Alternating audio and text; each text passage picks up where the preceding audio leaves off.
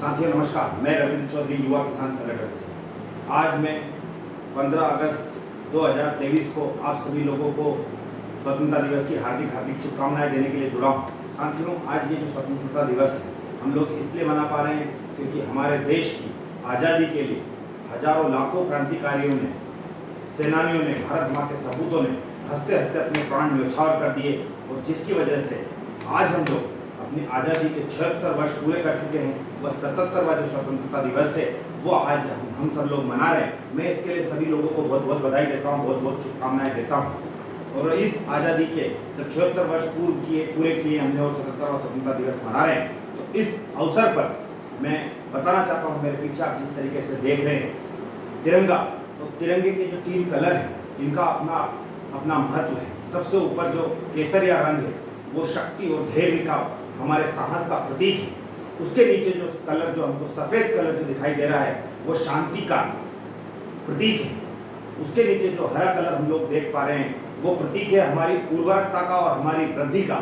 जिस तरीके से बीच में आप अशोक चक्र देख रहे हैं जिसमें 24 तीलियां जो हैं, ये नीला रंग, ये प्रतीक है हमारे सागर का और हमारे आसमान का। तो साथियों, ये पूरा जो तिरंगा है ये प्रतीक है हमारी एकजुटता का, हमारी समानता का और हमारे अधिकार का और हमारे अनुशासन का।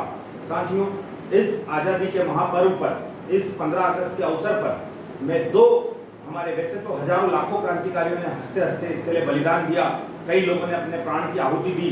उनकी जितनी बात की जाए, उनको जितना याद किया जाए उतना कम है, लेकिन मैं आज 2 लोगों को खास रूप से यहाँ पर याद करना चाहूँगा।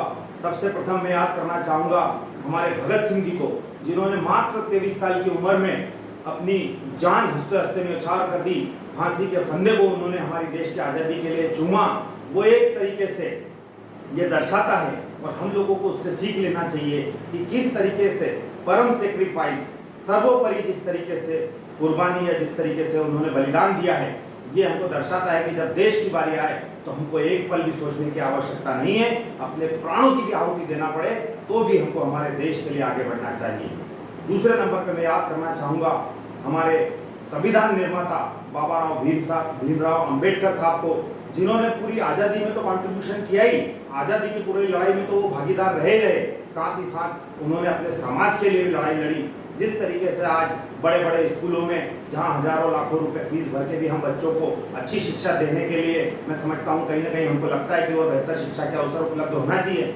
ऐसे समय पे एक बालक जिसको स्कूल के अंदर भी नहीं घुसने दिया जाता था, जिसको भेदभाव का सामना करना पड़ता था, जो इसको स्कूल के बाहर बैठ के भी वो बच्चा क्लास में क्या पढ़ाया जा रहा है उसको सुनता था, और वो सुनने के बाद में उसने अपनी एकाग्रता का, अपने दृढ़ निश्चय का उन्होंने एक प्रतीक स्थापित किया।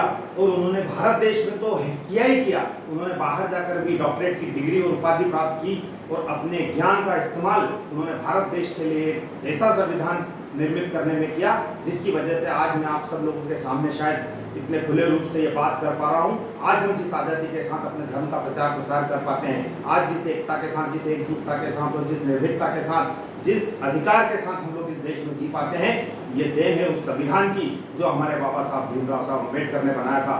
तो मैं इन दोनों हमारे आज़ादी के प्रेरणा स्रोत, हमारी आज़ादी की स्थापना देने में महानायक, इन दोनों को भी मैं नमन करता हूँ। साथ ही साथ हमारे देश के सेना के वीर जवानों को भी मैं यहाँ पर याद करना चाहता हूँ। और मैं उन माँओं को जो अपने बेटों को, अपने सपूतों को देश की सेवा के लिए हंसते हंसते बॉर्डर पर भेज देती है और जिसकी वजह से हम लोग यहाँ पर चैन की नींद सो पाते हैं और हम अपने सारे काम कर पाते हैं। ऐसे सभी साथियों के चरणों में मैं नमन करता हूं और फिर से सभी साथियों को एकजुटता के साथ देश की सेवा में लगने के लिए यहाँ पर निवेदन करता हूं, इसी आशा के साथ कि हम लोग हर बार इसी धूमधाम के साथ, हंसी खुशी के साथ स्वतंत्रता दिवस मनाएंगे और देश को नई ऊंचाइयों पर लेकर जाएंगे।